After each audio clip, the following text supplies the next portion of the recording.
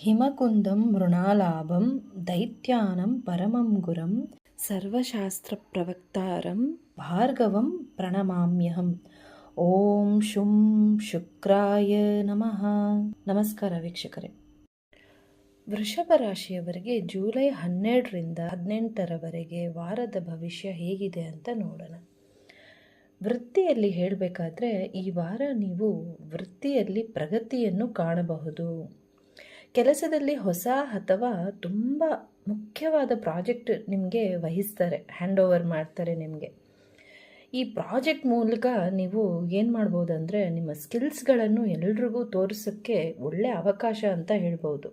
ನಿಮ್ಮ ಟ್ಯಾಲೆಂಟನ್ನು ಎಲ್ಲರೂ ನೋಡಬೇಕು. ಈ ವಾರ ನಿಮ್ಮ ಆತ್ಮವಿಶ್ವಾಸ ಜಾಸ್ತಿ ಇರುತ್ತೆ. ನೀವು ಕೆಲಸಗಳನ್ನು ಅಚ್ಚುಕಟ್ಟಾಗಿ ಮಾಡಿ ಮುಗಿಸ್ತೀರ.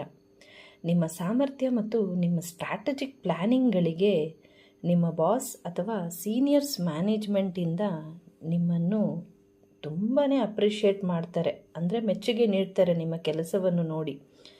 ನಿಮ್ಮ ಮೈಂಡ್ ತುಂಬಾ ಹೈ ಆ್ಯಕ್ಟಿವ್ ಇರುತ್ತೆ.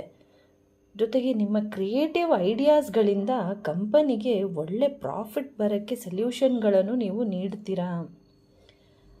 ಆದರೆ ಧನಸ್ಥಾನದಲ್ಲಿ ಬುಧನ ಸಂಚಾರ, ಜೊತೆಗೆ ಬುಧ ಅಸ್ತ ಆಗಿದ್ದಾನೆ, ವಕ್ರನೂ ಆಗಿರೋದ್ರಿಂದ ಯಾವುದೇ ದೊಡ್ಡ ಪ್ರಮಾಣದ ಯೋಜನೆಗಳನ್ನು ಪ್ಲ್ಯಾನಿಂಗ್ಸ್ಗಳನ್ನು ಪ್ರಾರಂಭಿಸುವುದನ್ನು ನೀವು ಅವಾಯ್ಡ್ ಮಾಡಬೇಕು.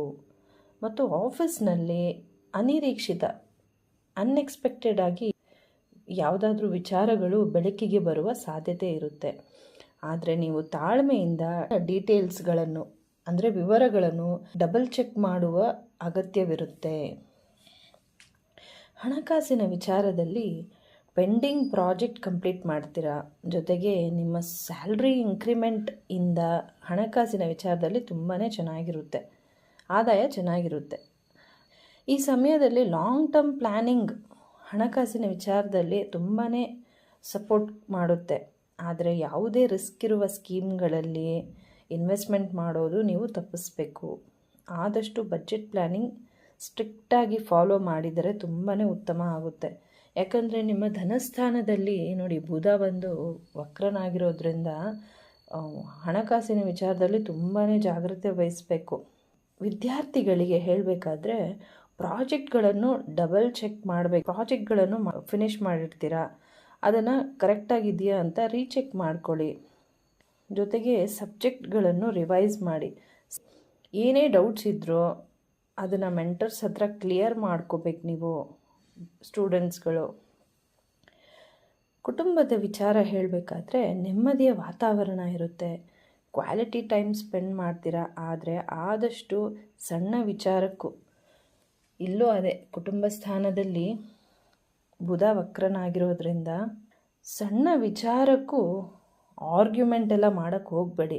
ಸಂಗಾತಿ ಸ್ವಲ್ಪ ನಿಮಗೆ ಸಹಾಯ ಮಾಡಿದ್ರು ಯಾವುದೇ ವಿಚಾರವಾಗಿ ಸ್ವಲ್ಪ ಅಪ್ರಿಷಿಯೇಟ್ ಮಾಡಿ, ಕಾಂಪ್ಲಿಮೆಂಟ್ ಕೊಡಿ. ಅದರಿಂದ ಯಾವುದೇ ಮಿಸ್ಅಂಡರ್ಸ್ಟ್ಯಾಂಡಿಂಗ್ಗಳಾಗಲ್ಲ. ಮತ್ತು ಆರೋಗ್ಯದ ವಿಚಾರದಲ್ಲಿ ಹೇಳಬೇಕಾದ್ರೆ ಊಟ ಸ್ಕಿಪ್ ಮಾಡೋದು ಅಥವಾ ತುಂಬ ಡಯಟ್ ಮಾಡೋದು, ಫಿಟ್ಟಾಗಿರಬೇಕು ಅಂತ ಸರಿಯಾಗಿ ತಿಂದೇ ಇರೋದು, ಸಣ್ಣ ಇರೋದು ಬೇರೆ ಫಿಟ್ಟಾಗಿರೋದು ಬೇರೆ.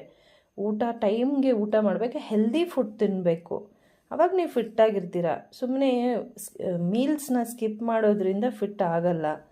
ಅದರಿಂದ ಒಳ್ಳೆ ಆರೋಗ್ಯಕರ ಆಹಾರ ಟೈಮ್ಗೆ ತಿನ್ನಿ, ಹೆಲ್ದಿ ಫುಡ್ ತಿನ್ನಿ ಅಷ್ಟೇ. ಟೈಮ್ಗೆ ನಿದ್ದೆ ಮಾಡಿ, 8 hours ನಿದ್ದೆ ಬೇಕು. ಜಾಸ್ತಿ ಮೊಬೈಲು ಅಥವಾ ಲ್ಯಾಪ್ಟಾಪ್ ನೋಡ್ಕೊಂಡು ಕೂತ್ಕೋಬೇಡಿ. ಯೋಗ ಮಾಡಿ, ಸ್ಟ್ರೆಚಿಂಗ್ ಎಕ್ಸಸೈಸ್ ಮಾಡೋದ್ರಿಂದ ಎಲ್ಲ ಸ್ಟ್ರೆಸ್ ಎಲ್ಲ ಕಮ್ಮಿ ಆಗುತ್ತೆ. ಈವ್ನಿಂಗ್ ವಾಕ್ಗೆ ಹೋಗಿ, ಅದರಿಂದ ನಿಮಗೆ ಫ್ರೆಶ್ ಫೀಲ್ ಅನಿಸುತ್ತೆ.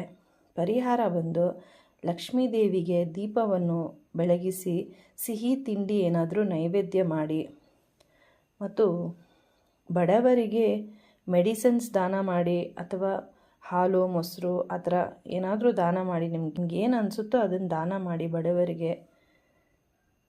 ಮತ್ತು ಮನೆ ಹತ್ತಿರ ಇರುವ ಗಣಪತಿ ದೇವಸ್ಥಾನಕ್ಕೆ ಭೇಟಿ ನೀಡಿ ಗರಿಕೆಯನ್ನು ಅರ್ಪಿಸೋದ್ರಿಂದ ತುಂಬಾ ಒಳ್ಳೆಯದಾಗುತ್ತೆ. ಧನ್ಯವಾದಗಳು.